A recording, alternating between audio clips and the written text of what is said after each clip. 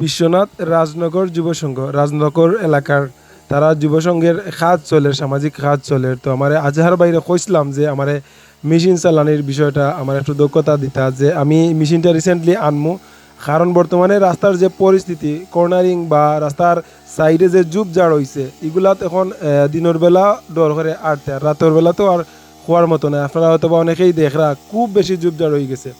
তো তারা এখানে গিয়া আমি একটা জিনিস উপলব্ধি করতাম বললাম তারার খুব বেশি ইউনিটি আমি দেখতাম পারছি আমার কাছে খুব ভালো লাগছে। ইলা প্রত্যেকটা এলাকাতে ইলা ইউনিটি থাকার দরকার আছে। আজহার বাইরে ধন্যবাদ জানাইলাম ইনভাইট করা লাগে। আমিও পরীক্ষামূলক একবার ট্রাই করলাম নি লইয়া যে আসলে আমি আমার দ্বারা সম্ভব নি। আসলে মেশিনটা আনলে আমি অনেক কাজ করতাম সামাজিক। তো সবাই দোয়া করবো আমি রিসেন্টলি মেশিনটা কিনবো।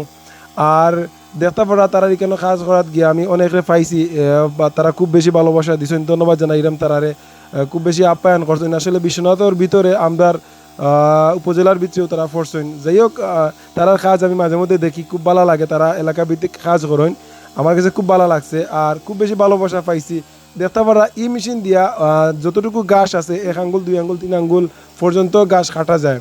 তো আমি যেহেতু স্পিড ব্রেকারের রং দিই আপনারা দেখতে পারা বা দেখেন আমার ভিডিওগুলো আপনারা ধন্যবাদ জানাইলাম অনেকে। তো তারা জানেন যে আমি যেহেতু রাস্তা লইয়া কাজ করলাম আমার একটা চিন্তাধারা যে রাস্তা লইয়াও আমি সবসময় থাকতাম মানুষের যাতায়াত ব্যবস্থা লাগিয়ে যতটুকু করা দরকার আমার ইনশাল্লাহ আমি করিয়া যাইব আপনারা দোয়া করবা আর জেলা সাপোর্ট দিয়ে ওলা সাপোর্ট দিয়ে যাইবা আপনারা ভালোবাসা আমি জেলা ফাইরাম ওলা ফাইতাম ইনশাল্লাহ। আর এখন আমি প্রায় জায়গা দেখছি যে খুব বেশি জুবদার হয়ে গেছে এখানে আমি হালকার মাঝে গাছ সাফ করাম কারণ প্রাথমিক আমার একটা ট্রেনিং চলে হইতে গেলে হাজার ভাইও কইরা যে প্রাথমিক একটা ট্রেনিং দিলে ওকে আসলে ব্লেডটা খুব বেশি রিক্সি যে কোনো সময় দুর্ঘটনা ঘটতে পারে। তো ও যে বাইরে দেখতে পারা তাই প্রফেশনালি এখন খুব বেশি দক্ষ তাই অনেক বেশি জুবজার এগুলা বা বেশি একটু 1 আঙ্গুল 2 আঙ্গুল গাছ হইলেও তাই খাটে নিতে পারেন তার একটু দক্ষতা হয়ে গেছে।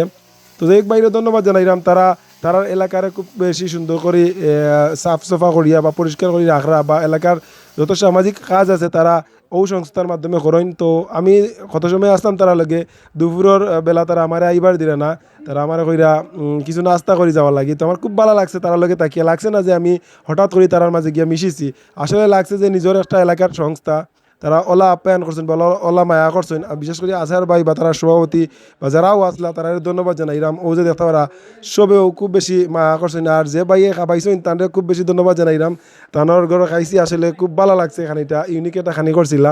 তো পরিশেষে ধন্যবাদ জানাই সবাই সব ভালো থাকবা।